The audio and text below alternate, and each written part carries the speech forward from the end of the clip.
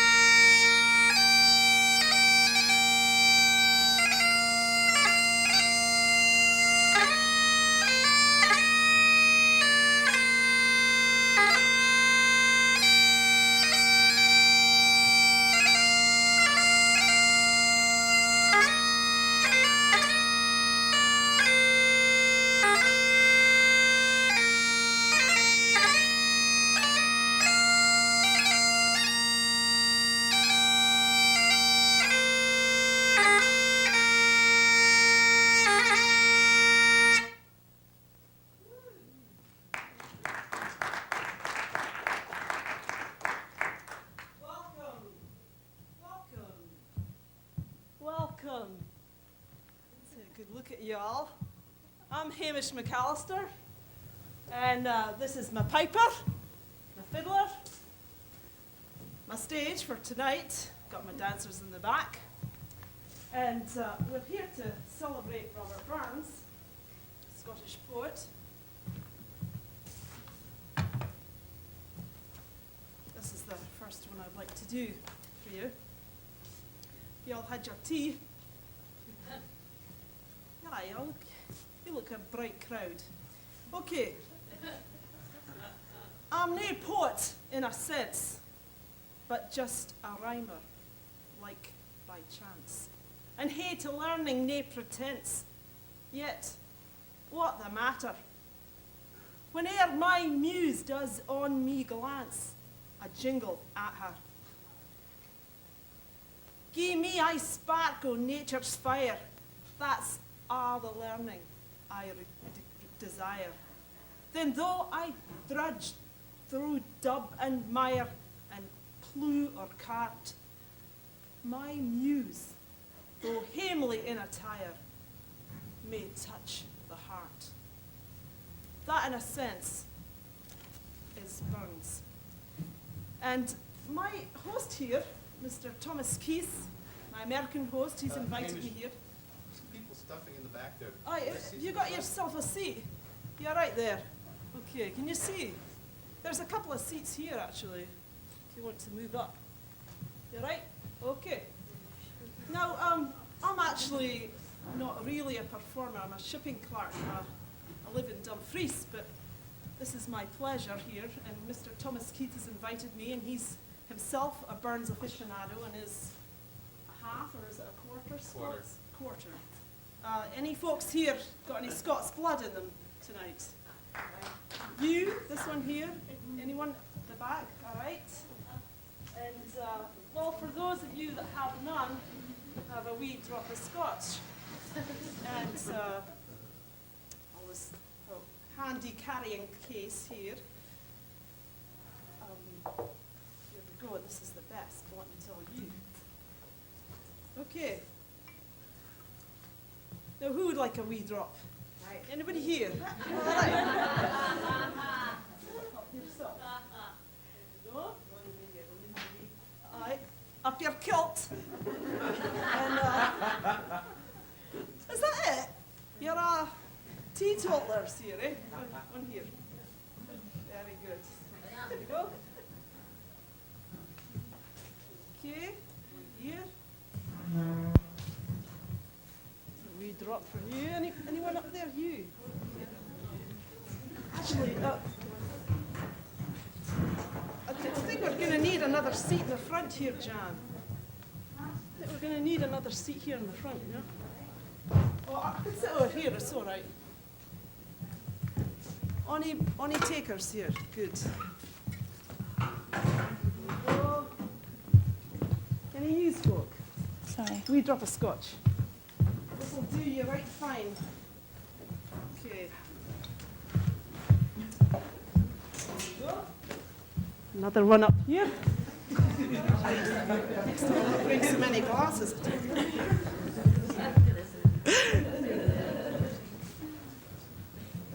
Okay, two more.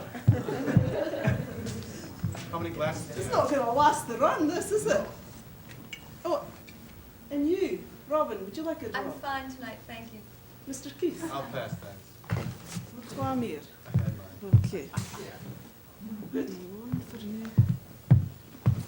Yeah, that's it. Didn't realise there'd be so many foreigners in the house. Here we are. Okay. Now, I need a wee drop for myself. I'm going to need to take one of these glasses back here. All right. Now, before you have a drop, we have to pay a toast, you know. The first toast is to Bonnie Scotland. Aye. Scotland. And the next one is to Robert Burns, of course. Rabbi, aye. And to the lads and the lassies, all yous folk here. Thanks for coming. Up your kilt. Okay. Now, Scotland, like many of the smaller Eastern European countries that you've been hearing about in the news, used to be a separate country. In this case, it was once separate from England. And it will be again. Aye. This year, you'll see a general election on April the 6th that John Major's called for. And you bet Scotland will be free. Because all the Scottish Tories, all the Tory MPs, that means Member of Parliament, sort of like your senator, all of those Scottish Tories, if they don't even pretend to be nationalists, they've had it with their Scottish constituencies. Because whose oil is it? It's Scotland's oil, right? Scotland doesn't need England. And, you know, after the union of Scotland and England that happened in 1707, the Scots took refuge in their own culture. And Burns is their poet. And loved the world over. Thomas knows the statistics of the monuments and statues that there are in this country alone. How many is it? In the United States, there's about 19, there's about 60 around the world. Now, can you believe that? Mind you, those statues were all put up about 100 years ago, and they're a wee bit old, but of course, there's not that many people interested in Burns apart from yourselves, of course. And yet, his work is timeless. Of course, the main theme of this evening, the thrust, if you will, is Robert Burns' bawdy poetry. This is the stuff that, of course, I'm sure you've all come here to hear, but before we get on to the juicy bits, we need to know a bit about the man himself, his life. Now, Burns was a man of the people. He chafed at the paltry distinctions, the privileges of wealth and place, which placed the idle and luxurious at such an advantage compared with the sons of honest toil, people like yourselves. He wrote, "Poor tenant bodies, scant o' cash. How they maun thole," thole means endure, "a factor's snash." Factor is sort of like the managing agent for the landlord. "He'll stamp and threaten, curse and swear. He'll apprehend them, pound their gear," that means sell off their belongings. I'm sure it's happened to every one of you at some point or other. Especially in New York, I've heard it's really bad here. Burns, you know, was also a Jacobite and a Scots nationalist. Do you all know about the Jacobites? About the Jacobite rebellions of 1715 and 1745? No, you don't. Okay. Well, the Jacobites are the followers of James III. And James III of Scotland and England, who was a Stuart. Now, what happened in Scotland and England was that they were united by James I of Scotland and England. And then the Stuart line lost its ascension to the throne. Now, James III never actually became king. And his son, who was called Bonnie Prince Charlie, you've probably all heard the song, "Row, bonny boat, like a bird on the wing, over the seas to sky." Actually, it's the song that Mr. Keith, was playing on the way in. I often get his name back to front. Well, of course, the Stuarts tried very hard to get their man on the throne, but unfortunately the Hanovers, who were the German royal line, they acceded to the throne, and it's from that royal line that our present-day Queen Elizabeth II is descended. Now, I'd like to sing for you tonight one of Burns' most famous Jacobite songs.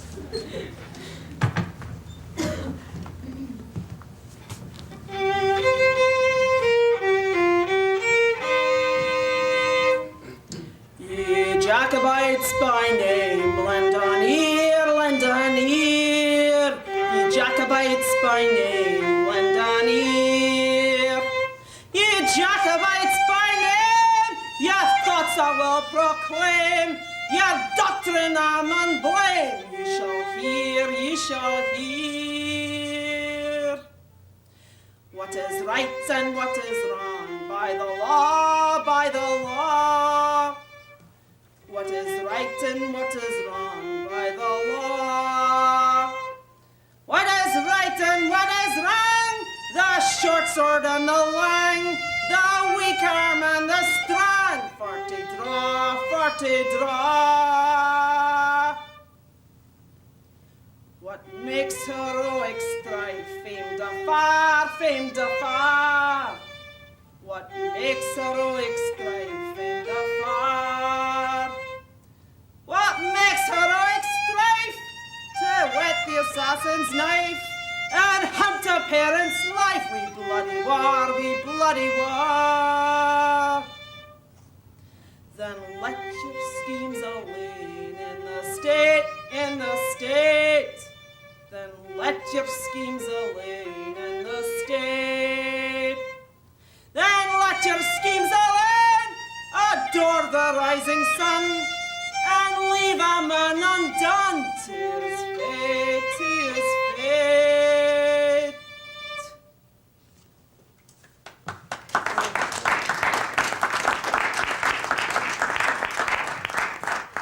Okay, for almost 200 years, we've been celebrating Burns' birth on the 25th of January with a Burns Nacht supper. Have any of you ever been to a Burns Nacht supper? I know you in the back have. I'm sure I've seen you at one or two, perhaps. In Dumfries, was it? Yeah, this one at the back. Aye. Okay.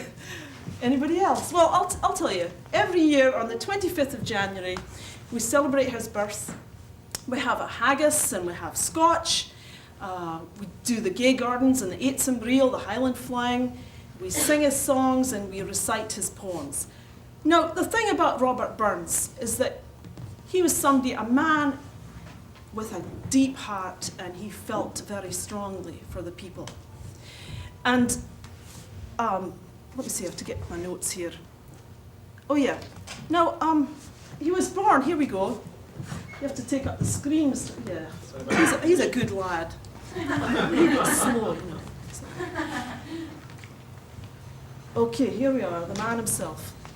He was born on the 25th of January, 1759, and died on July the 21st, 1796.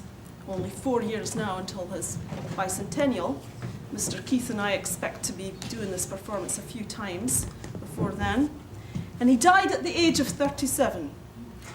Now, he was born at Alloway, near Ayr, in the southwest of Scotland. I've asked a friend of mine to recontextualise a few of these slides.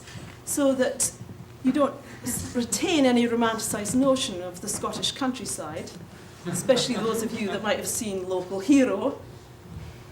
And this is another view of the same cottage, an earlier perspective.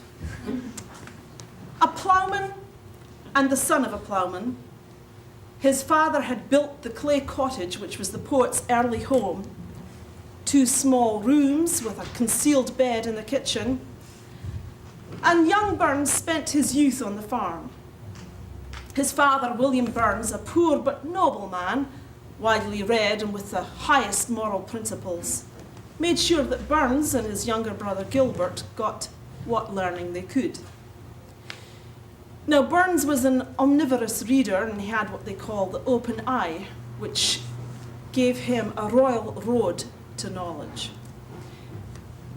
A quote here: "At the plough, scythe or reap hook, I feared no competitor. But I spent the evenings after my own heart, to the sons and daughters of labour and poverty, the ardent hope, the stolen interview, the tender farewell are the greatest and most delicious enjoyments." In other words, he loved to be unloved and to write about it. I'm sure you've all known somebody like this. Maybe you yourself are a romantic. He wrote love poems to the many women he was romantically involved with, one of the most famous being Highland Mary. Have any of you seen the statue in Central Park of Robert Burns? Actually, it's on our card here. Highland Illusion is adorning it. Robert Burns, in this particular statue, has written a poem to Highland Mary, and in it he's addressing her, to Mary in heaven, and he looks up at the skies, and there he still is, gazing at Mary. Now, I'd advise you all to go and look at the statue, because it's really something. And mind you, the Highland Illusion aren't there now, but you'll see them later. Burns also wrote many poems expressing a filial love to his many male friends. And in his early 20s, Burns visited Tarbolton quite frequently. That's not hedgehogs, those is punks. And there he formed the Tarbolton Bachelors Club, consisting of a few young men of active inquiring intellects. Rather, the head of the commonality than the tail of the gentry was one of his many credos. Now, Burns' family was at the mercy of the terrible Scottish soil, and his father's health was failing. He died, actually, in 1784, and Robert and his younger brother Gilbert leased a farm at Mosshiel, near Mauchline, also in the west of Scotland. Now, Burns' energy then was expended in farm work. He was reading farm books, calculating crops, attending markets. Unfortunately, bad seed the first year and a late harvest the second lost him half his crops. To use his own words, "I returned like a dog to his vomit, the sow that was washed to her wallowing in the mire." Needless to say, he was fairly depressed. But good fortune it was for us that because there was no good in farming, he turned to poetry. And that is when, in about the next 15 months, he produced the bulk of those poems by which his fame was established. One of the famous of which Thomas will now do for you.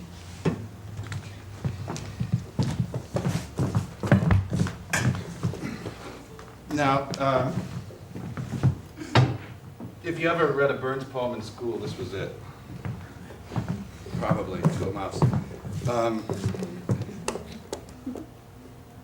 This is a sporan, not a purse.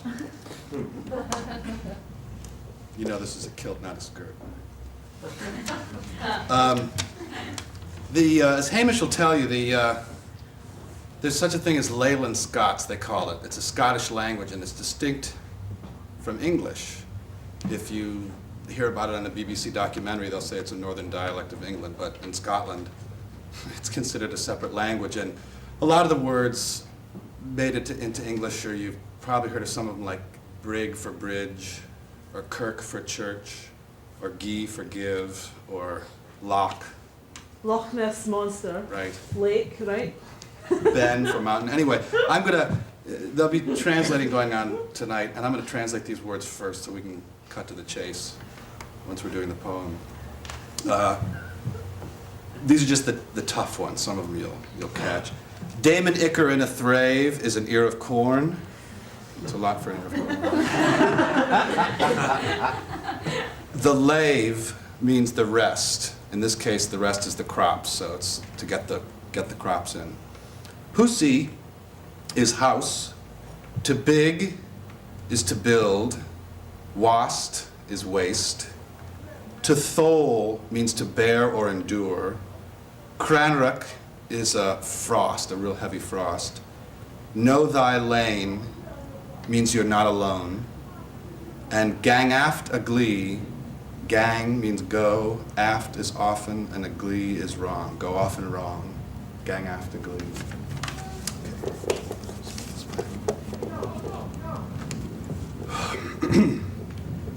Te a mouse. A moose. A moose. A moose. It's another one. Te a moose. Means two mouse. Te a moose on turning her nest with the plume November 1785. Whee, sleekit, coor, and timorous beastie. Oh, what a panic's in thy breastie. Thou need not start to wa so hasty with bickering brattle. I would be loath to run and chase thee with murdering pattle. I'm truly sorry man's dominion has broken nature's social union and justifies that ill opinion which makes thee startle at me, thy poor earth-born companion and fellow mortal. I dote no while, but thou may thieve. What then, poor beastie, thou mun live, a Damon Icker in a thrave. That's the ear of corn. It's a small request. I'll get the blessing with the lave and never missed. Thy wee bit hussy too in ruin. It's silly was the winds are strewing, and nothing now to big a new one of foggage green. And bleak December's winds ensuing, both snell and keen. Thou saw the field laid bare and wast, and weary winter coming fast, and cozy there beneath the blast thou thought to dwell, till crash, the cruel coulter passed out through thy cell. That wee bit heap of leaves and stibble has cost thee many a weary nibble. Now thou's turned out for all thy trouble, but house or hold, to thole the winter sleety dribble, and Cranrach cold. But Moosey, thou art know thy lane. In proving foresight may be vain. The best laid schemes of mice and men gang after glee, and leave us naught but grief and pain for promised joy. Still, thou art blessed compared with me. The present only toucheth thee. But I backwards cast my eye on prospects drear, and forward, though I canna see, I guess and fear.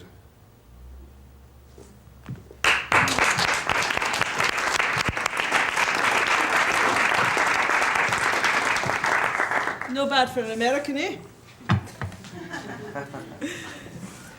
Well, you know, nature was Burns' healing power and his inspiration. Now, Te a Moose has got to be one of his top 5. The others include Auld Lang Syne. You'll remember Auld Lang Syne. When do you sing Auld Lang Syne? At New Year. Do you know what it means? Right. For good time's sake, for all time's sake, and for everybody's sake, Auld Lang Syne. Man's a man for all that. And My Love is Like a Red, Red Rose, and of course, Tam O'Shanter, Burns' narrative poem. Now, he was first published in Kilmarnock in 1787.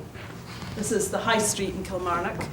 And this was enough encouragement for him to withdraw the plans he'd made to emigrate to Jamaica.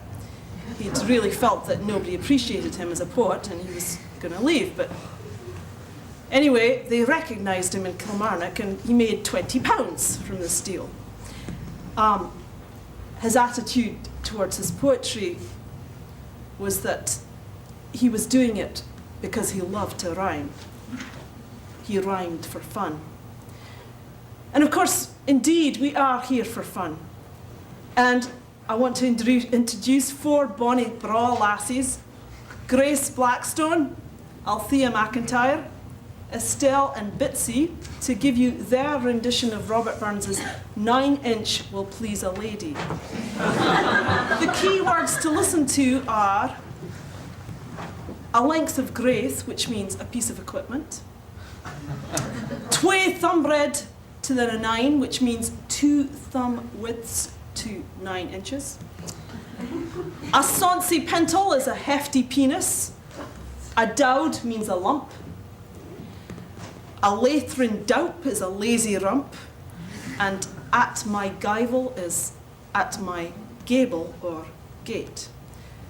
And now here are the Highland Illusion.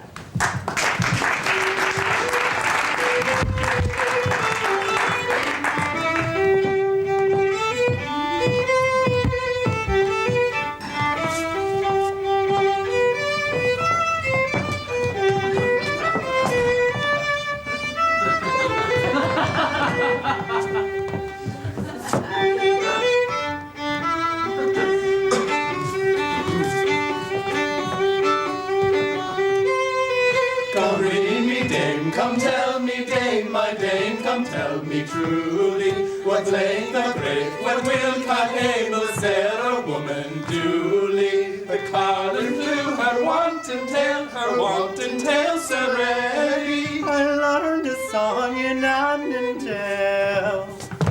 9-inch will please a lady.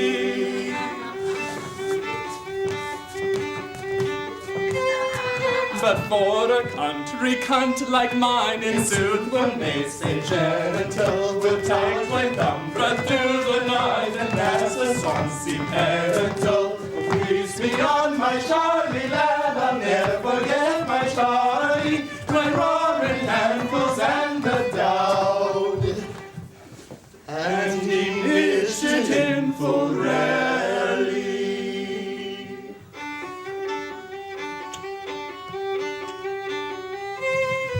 But weary for the lathron doup, and may it ne'er be thriving. It's not the length that makes me loup, but it's the double driving.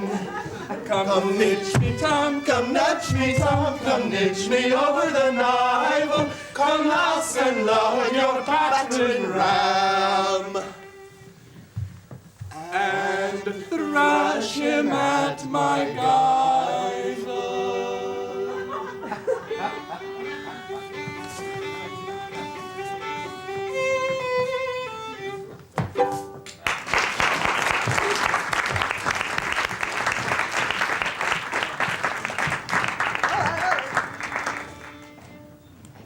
That's their choreography, you know, it's not mine.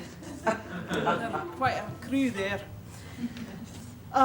You'll be seeing more of them later, don't worry. Now, there were, of course, no existentialists in Scotland at this time. Theological disputations were the chief intellectual discipline of the popular mind. And in the churchyard of the Lay Kirk, which was the name of this particular church here, I could borrow your, here, this particular church here, the Lay Kirk. Thank you, Robin. You're welcome.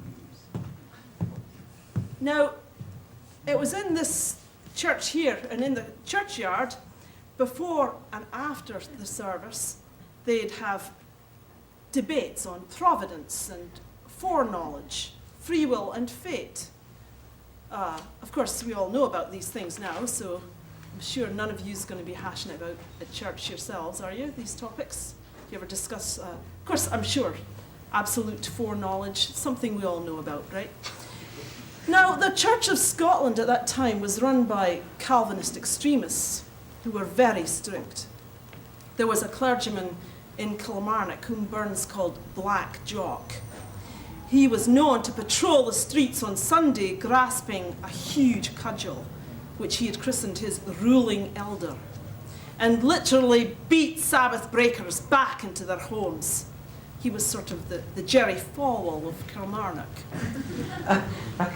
Above all, it was Burns's relentless humour and the fearless freedom of his remarks that made him particularly obnoxious to the uncouth good or the rigidly righteous of the clergy. Now, you have to remember that this place here actually was in the centre. This place, there was a cross with a scaffold here, and people were hung only a century before for the simple crime of reading the Bible. This punishment was exacted from them because they had read the Bible without going to the Bible through the priest, and they had gone directly to God. This was their crime. Now, of course, Burns didn't care about that kind of stuff, and he wrote whatever he wanted, you know. People think of Burns as a drunkard. Actually, he had a very good brain, and he could mix with people of all social stations. Such was the case at Pusey Nancy's.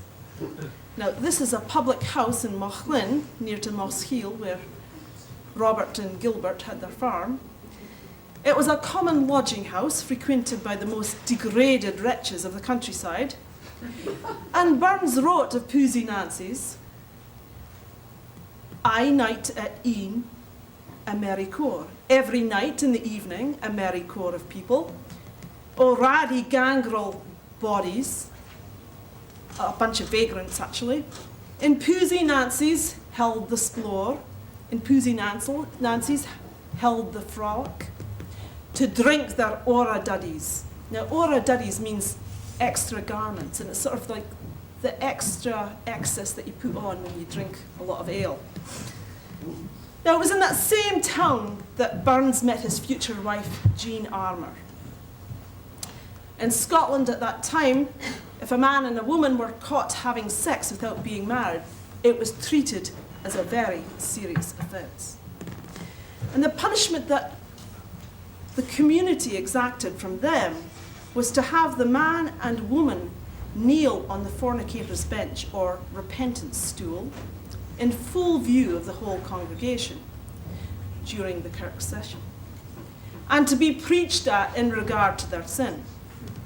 Now, after this humiliating experience, the man went on his way, as Burns often did, but the woman was tainted forever.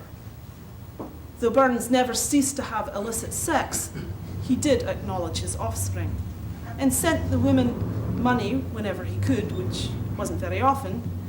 Another one of his credos was, "In wars at home, I'll shed my blood." Life-giving wars of Venus. The deities that I adore are social peace and plenty. I'm better pleased to mak one more than be the death of 20. Now, Burns wrote in the female narrative more than any other poet besides Shakespeare. We're very fortunate tonight to have a song about a woman who took just too many trips to the fornicator's bench. Grace, if you're ready. I'll just go through the words of this wantonness, it's called.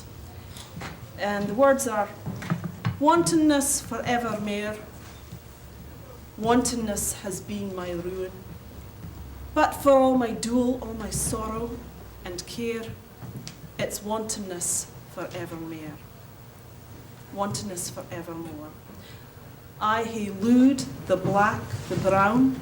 I have loved the black-haired and the brown-haired. I hae looed the fair, the gowden. I have loved the fair-haired and the golden-haired, all the colours in the town, I hae won their wanton favour.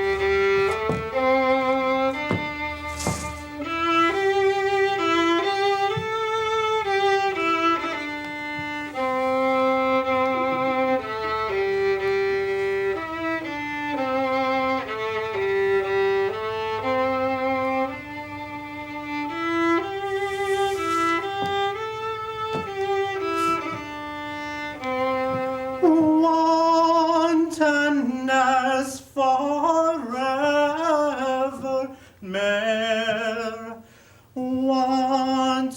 Wantonness has been my ruin, but for all my dole and care, it's wantonness forever. I hail the black, the brown, I hail the fair, the golden, all of the colours in the town. I hae won their wanton favour. I hail the black, the brown, I hail the fair, the golden, all of the colours in the town. I hae won their wanton favour.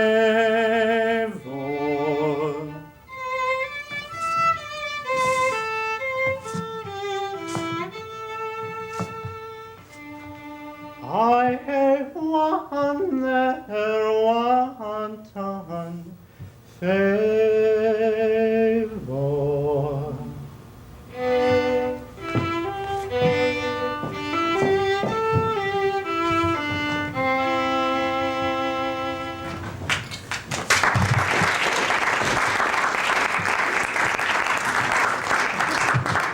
Here's something else, I tell you. Now, Burns' biggest success came in 1788, when the Edinburgh edition of his poetry came out. With this, he actually made £400, the most money he'd ever made. But he still wasn't convinced of the financial possibilities of rhyme. He seemed to feel it was unethical to make money from his art. He'd fit right in with the ideas of your NEA right now, wouldn't he? Now, after the excitement over Burns in Edinburgh subsided somewhat, Burns returned to Mauchline. And after getting Jean in the family way once again, they decided finally to get married. Now, Burns bought a farm on the western coast of Scotland, but again, farming proved so hard that he took a job as an exciseman, or a tax collector. I don't know if any of you have travelled to Scotland, but the soil sometimes is very thick and wet and clay. And you must imagine that Burns had a 4-horse plough that he was guiding himself through this thick clay. It must have been very hard work. And as it happened, the farm that they chose in Ellisland had very rocky soil. Now, being a poet, he chose this particular location because he liked where it looked, he liked the countryside around it, but he didn't take the time to think about the soil. And finally, he gave up on farming and became, as I say, a tax collector. Now, in Scotland, the word exciseman means tax collector. For Burns, it was really antithetical, the idea of being a tax collector. And he wrote a song, it goes, "The deal's a war, the deal's a war, the deal's a war with the exciseman. He's danced a war, he's danced a war, he's danced a war with the exciseman." Basically means the devil has danced off with the IRS collector. And that's how Burns saw himself as a tax collector. But he used the position to his own advantage, to his own political advantage. In 1789, he wrote Auld Lang Syne, and it was also the year of the revolution in Paris. I suppose you all know what happened in Paris in 1789. So for those of you that don't, it was a time when a group of people calling themselves the Jacobins overthrew the monarchy. That was basically King Louis XVI, and he was thrown in jail. Now, his unfortunate position was viewed with much alarm by many of the other European dynasties and by the governing classes in general as something that boded no good. Burns was a secret Jacobin, but often when he got drunk, he would let his political leanings be known, much to his detriment. He once proposed a toast to William Pitt, the then head of the Parliament of England, of Westminster, and proposed instead a toast to George Washington. Now, of course, you have to remember at this time, America had been an English colony, and the idea of proposing a toast to Washington would be considered treason. In his role of tax collector, he confiscated some cannons from a smuggler's ship and proceeded to send them to the Jacobins, along with a note of sympathy. The whole package was then stopped at Dover at the customs. Burns' transaction was made public, and he nearly lost his job as a tax collector. He certainly never received the promotion he wanted, and he lived in dire straits until a serious bout of rheumatism in 1796 eventually killed him. I'm just going to run through a few slides now. This was actually the excise chest that he would collect the taxes in when he would across the Highlands on his horse. And this here is what he called his Auld Nick's horn. Now, Auld Nick in Scotland means the devil. And he would play this horn to warn the people, the farmers and the peasants, in advance that he was coming so that they could hide any livestock, any furniture, anything they didn't want him to see, so that as a tax collector, he wouldn't have to write it down. Next slide. Mauchline Castle, sure, Burns visited it, you should too. Next slide. And this is River Afton, where Burns wrote a lot of his poems. This is River Afton after Chernobyl. A couple of American tourists at Loch Doon. Loch Doon, this is where Burns wrote, "Ye banks and bays of bonny Doon, how can ye be so fresh and..." I'm sure you know that song, right? Now, this is one of his children, his eldest son, Robert Burns, is deceased. The next one. Oh, no, this is his great-granddaughter, dressed like a man. Kind of weird, I think.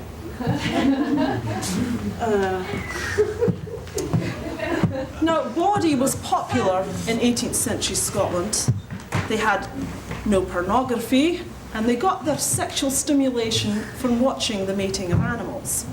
Now, the viewing of animals mating was barred to no one except the mating of the stallion and the mare, which was barred to women, whether married or spinsters. The reason being that after seeing such an act, they would instantaneously faint, in other words, have an orgasm, and then want to have sex with whatever man came along, regardless of his social station or sexual proclivity. For Burns' Baudry, the Baudry he wrote was unashamedly masculine, but always with a moral. The old Scots proverb that a standing cock has nae conscience is profoundly true, but Burns knew the terrible strength of a standing cock and did much to supply it with such a conscience. We are very fortunate again to have the Highland Illusion to elaborate on the bawdy culture of the 18th century. Here is their version of Ode to Spring. I give you, on this, the first day of spring, the Highland Illusion. The Highland Illusion!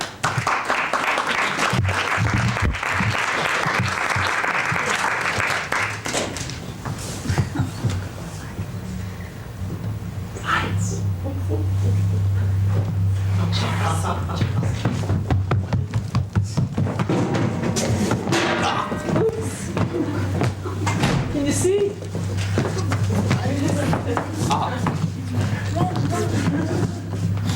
We hit you.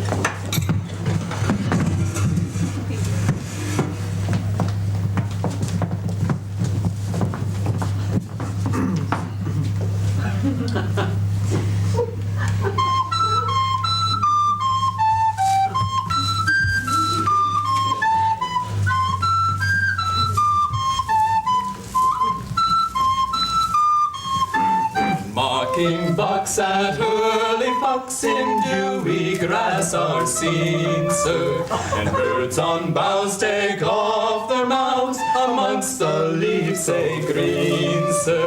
The tone of sun looks licorice on Dame Nature's grand impetus, till his peg all rise and the westward flies to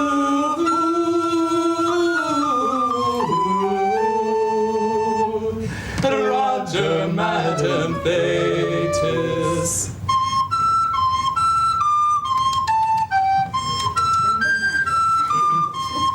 Yon wandering rill that marks the hill and glances o'er the braes, glides by a bower where many a flower sheds fragrance on the day, sir. Their Diane lay with Sylvia gay, to love they thought no crime, sir. The wild birds sang and the echoes rang, rang, rang, rang, rang.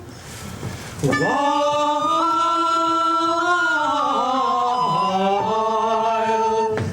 Diane's last beat time, sir.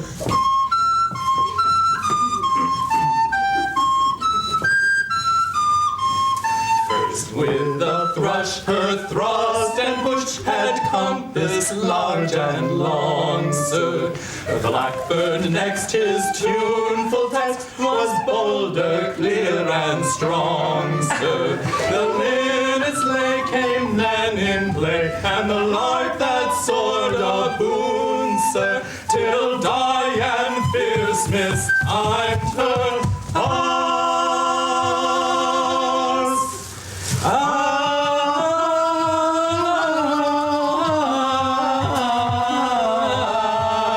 And but quite out of tune, sir.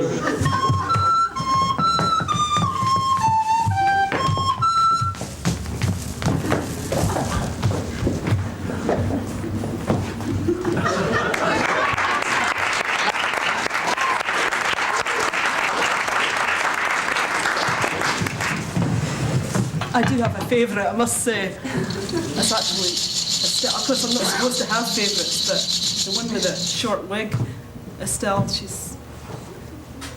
I've got a bit of a thing for her. Anyway, they're all bright, braw lassies, and they're lovely.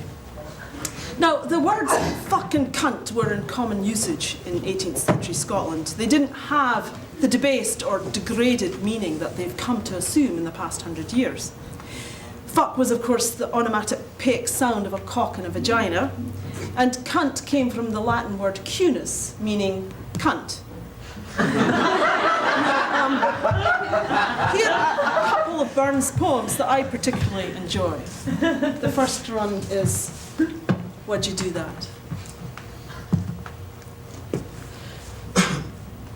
Good wife, when your good man's frae hame, ma I but be sae bald, as come to your bedchamber when evening nights are called. As come to your bedchamber when nights are cold and wat, and lie in your good man's stead. Would you do that? Just a minute. You get it, Hey, you Hamish. lassies, you're making just too much noise. Oh, sorry, all right. Okay. Young man, and you should be so kind when my good man's frae hame, as come to my bedchamber where I am laid my lane, and lie in my good man's stead. I'll tell you what, he fucks me 5 times ilka night, fucks me 5 times every night. Would you do that? Now, of course, that's not the kind of thing that women say to each other. You know, I mean, like, Burns had an idea of the way that women might talk, and this next song, it's actually a poem, is his idea of the kind of thing that women might say to each other. It's called Our Johns Brak Yestreen. Our Johns broke yesterday. Twa neighbour wives sat in the sun, a twining o' the rocks. 2 neighbourly women sat in the sun, doing their washing on the rocks. And they an argument begun, and the plea was cocks. 'Twas whether they were sinning strong, 'twas whether cocks were made out of sinew, or whether they were bane, or whether they were made of bone, and how they rode about your thumb, how come they were so flexible, and how they stand them lame, and yet so erect. First Rachie gie her rock a rug.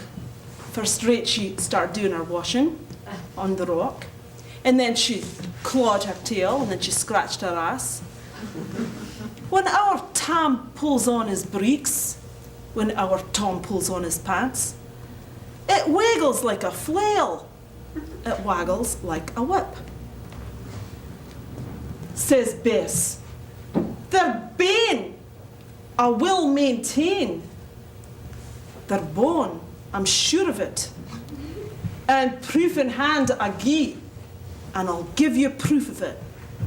For our Johns brak yestreen, our Johns broke yesterday, and the mark and the marrow ran down my thigh. Okay. Now, of course, women, I'm sure, don't talk like that. I don't know myself, but you know, Burns spent so much time in public humiliation on the fornicator's bench that he actually wrote a song in celebration of his time there. And Mr. Keith will now give you his rendition.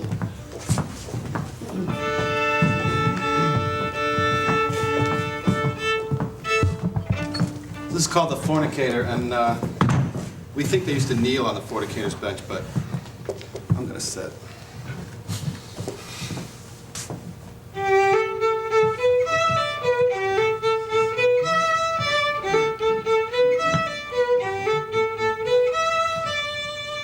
Ye jovial boys who love the joys, the blissful joys of lovers, yet dare a vow with dauntless brow when the bonny lass discovers. I pray draw near and lend an ear and welcome in a freighter. I've lately been on quarantine, a proven fornicator. Before the congregation wide, I passed the muster fairly. My handsome Betsy by my side, we got our ditty rally. But my downcast eye did chance to spy what made my lips to water. Those limbs so clean where I between commenced a fornicator. With With rueful face and signs of grace, I paid the buttock higher. The night was dark, and through the park I could not but convoy her. A parting kiss, what could I less? My vows began to scatter. My Betsy felt, la la la la la, I am a fornicator. But for her sake this vow I make, and solemnly I swear it, that while I own a single crown, she's welcome for to share it. The roguish boy, his mother's joy, and the darling of his pater, for him I boast my pains and costs, although a fornicator. Ye warlike kings and heroes, bold great captains and commanders, ye mighty Caesars famed of old, and conquering Alexanders. In fields they fought, and laurels bought, and bullocks strong did batter, but still they graced our noble list, and ranked fornicator.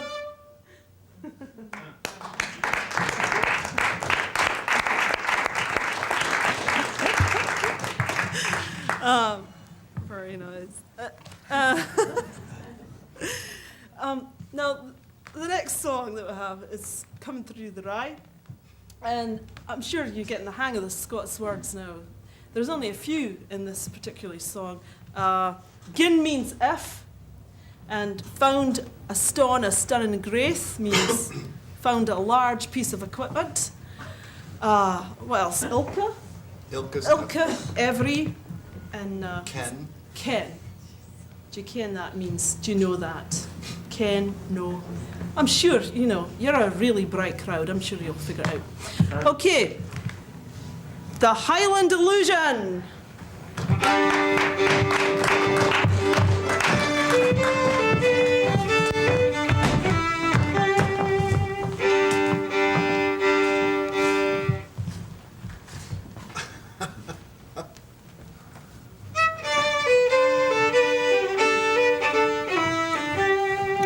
In a body, need a body, coming through the rye.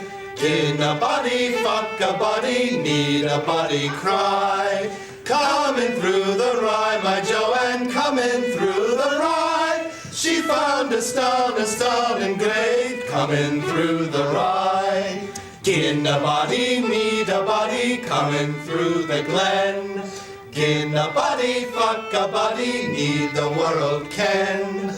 Ilka lassie has a laddie, ne'er a one hair eye, but all the lads they smile on me when coming through the rye.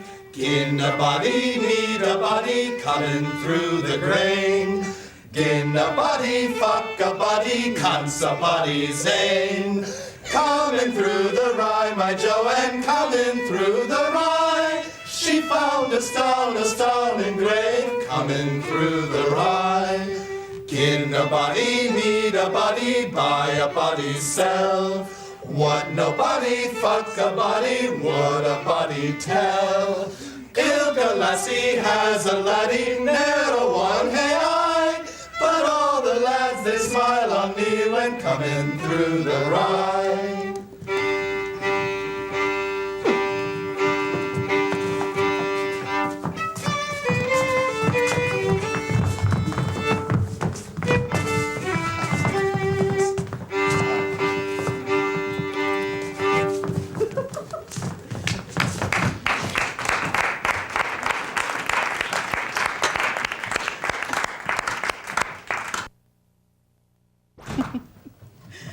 Okay. Hi. Did I write? I don't know how you put up with that. Huh? I don't know how you put up with that. I hardly do. They're going to get me for not I putting know. those chairs Tell on. you wait till tell you. That's what. Oh God. And yet. Now, the last song that I have for you tonight, it actually managed to combine a lot of Burns's different interests: politics, his interest in sex, his interest in religion, and the issue of censorship. The word that you need to know in this particular song is mao. Now, in Scots, the word mao means fuck. Okay? Robin,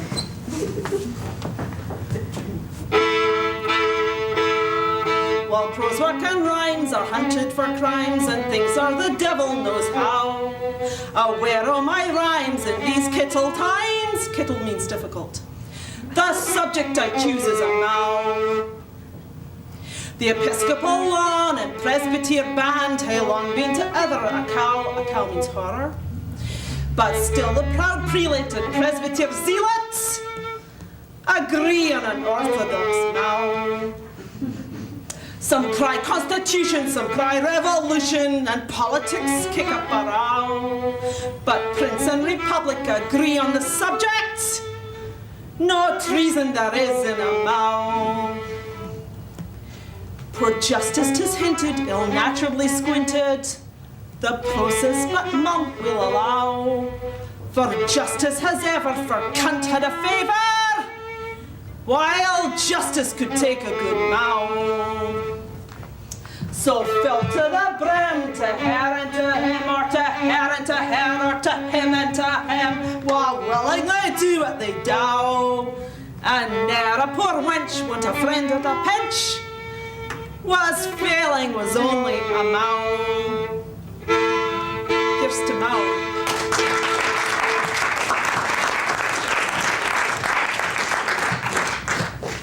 Now, Burns was interested in all kinds of earthy stuff. There's my book here.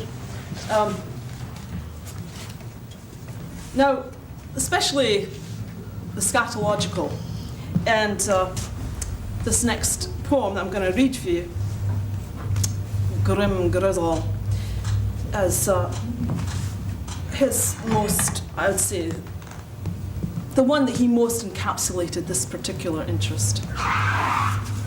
Okay. Grim Grizzle was a mighty dame, Wheel Kent, on Clouden side. Grim Grizzle was a mighty dame, o' muckle fame and pride. Muckle means much. When gentles met in gentle bowers, and nobles in the hall, Grim Grizzle was a mighty dame, the loudest o' them all. Where lawless riot raged the night, and beauty durstna gang, Grim Grizzle was a mighty dame, wham nae man e'er would rang. Nor had Grim Grizzle's skill alane what bower and hall require, but she had skill and muckle skill in barn and eke in byre. Not only was she very skilled at being a woman, a lady of the house, but she also had skill in the cow shed and in the corner of the cow shed. Aye day Grim Grizzle walked forth, every day Grim Grizzle walked forth, as she was wont to do, along the banks o' Clouden fair, her cattle for to view. The cattle shite o'er hill and dale, as cattle will incline, and sair it grieved Grim Grizzle's heart, say muckle muck to time. It really hurt her heart that she lost so much of the shite. And she is cad o' John O'Clods, of her herdsman the chief, and she's cad on John O'Clods and tell't him o' her grief. Now way betide thee, John O'Clods, I gie thee meal and fee, and yet say muckle muck ye time, might be geared to me. You clout my byre, you clean my byre, you sweep my byre, the like was never seen. The very chamber I lie in was never half sae clean. You ca my kye, my cattle, down the lane, and there they are, discharge. My Tammy's hat, wig, head and was never half sae large.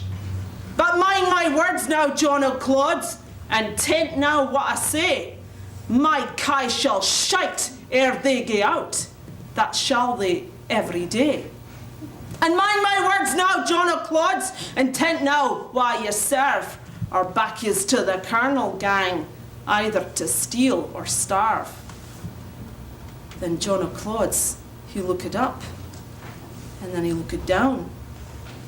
He looked east, he looked west, he looked round and round. His bonnet and his round tree club frae either hand did fa. We lifted een an open mouth. He nothing said at all. At length, he found his trembling tongue within his mouth was folded. A silly word frae me, madame. Can I but be so bald, if I could just be so bold? Your kai will at nae bidding shite. Let me do what I can. Your kai will at nae bidding shite of ony earthly man. Though you're great lady Glowerhole, for a' your power and art, your kai will at nae bidding shite. They winna let a fart. Now away betide thee, John O'Clods, and ill death shall ye die. My kai shall at my bidding shite, and that ye soon shall see. Then she's taken Hawkie by the tail, and wrung wi' might and main, till Hawkie routed through the woods, till Hawkie bellowed through the woods, wi' agonizing pain. Shite, shite, ye bitch! Grim Grizzle roared, till hill and valley rang. And shite, ye bitch! The echoes roared, including walls among.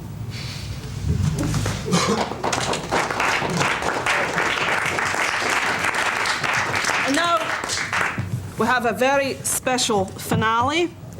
The Highland Illusion will do a surprise.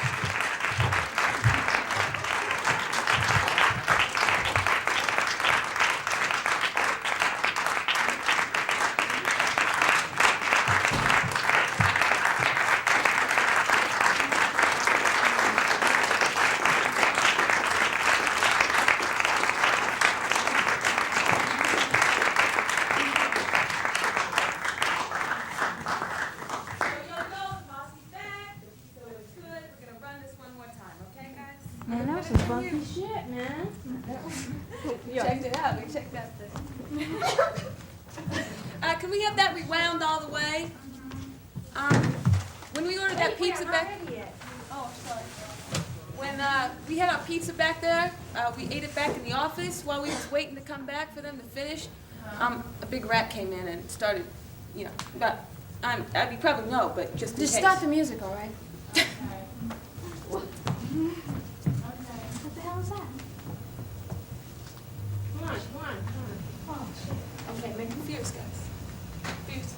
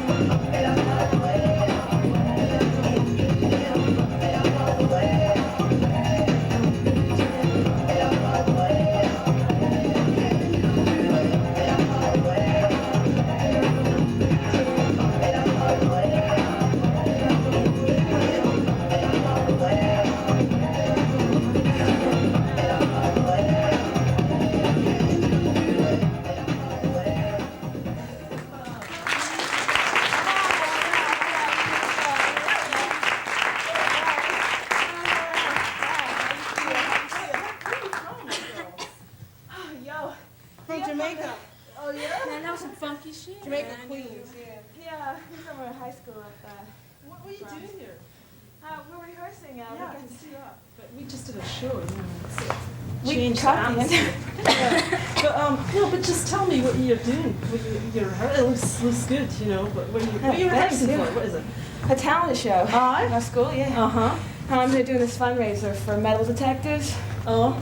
So yeah, yeah, you know, kids bring guns and shit. Oh, Nice. really? You want some guns yourself? Is that the idea? I clean. You can check me. I ain't got no gun on me now. No. I mean, I want to get paid. You want to get paid? I want to get paid. You come to the place. So you're from a gang or something, are you? What's it? no. You say something about a plaque that you might get. How would they know it was your gang that? Oh yeah, whoever's posse. I think the word you're looking for is posse. Posse, Here. oh, Yeah. posse. I'm Cody and this is Alex and Max. And if our posse wins, which we will because we are fierce, you know, but we got Manny's posse to worry about, which I told you guys, so don't forget about that. But anyway, you know, if we win, we get our name on this bronze plaque, and it goes on the metal detector with our posse's names on it. So, you know.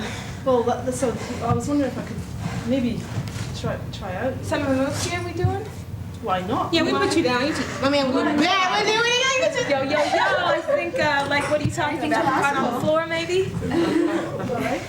We cut that stuff? Yeah, just Check it out? Well, I think, you know. It's good. Yeah, okay, so this thing right here. No, well, no, I was the where we bit go where like we were this? like all joined together, you know. sex each other. Some like horizontal conga line or something. Yeah, what's she talking about? Okay, so you just have a seat here. Actually, the way to go down to the floor, you're just gonna bend your knees. Okay, like so. You're gonna stick your arm back, reach for the floor, and fall. There, that's really good. Okay. Yo, now you're gonna take that arm down and put it up. Okay, that's good. Now moving on to the next section, okay? The good stuff, stay there. Yo. If we all come around here like we did together. Okay. No. Now what section we want to do? I was in the front. No, that's my position. Oh, I'm sorry. You're number one woman there. Well, actually, I was thinking of you. Oh, well, never mind. Okay. Well. So what happens now? Okay, now you got it. When you sit back and relax. Yeah. Oh, all right. That sounds good You to sit me. down. Now you're gonna put your arms back here. Oh man. Now you kind of have to, you What the know. hell? Let's get her in here. No, I think you guys are fine without me, man. I'm okay. Okay. Okay, I now. think we need some music to help us. Yeah, you wanna just cue that up if that's possible. I mean, if you wanna. Oh, I'd like to get going on this. This sounds awful comfy. Yo, just anywhere, it doesn't matter, I guess. All right, now you gotta get nasty. Come on.